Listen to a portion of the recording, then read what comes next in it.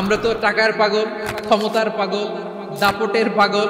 বিশ্বনবীর সাহাবারা ছিলেন আল্লাহর জান্নাতের পাগল।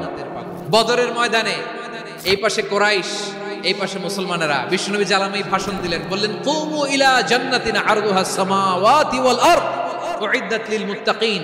ও আমার সাহাবারা, ওই জান্নাতের দিকে ছোট, যে জান্নাত আকাশ জমিন বিস্তৃত। তোমরা দেখতে পাচ্ছ এটা বদরের ময়দান না, এটা আল্লাহর জান্নাত। আওয়াজ করে পড়েন আল্লাহু আকবার। এক আনসারী সাহাবী সাইয়েদনা উমাইর ইবনুল হুমাম রাদিয়াল্লাহু তাআলা আনহু খেজুর খাচ্ছিলেন।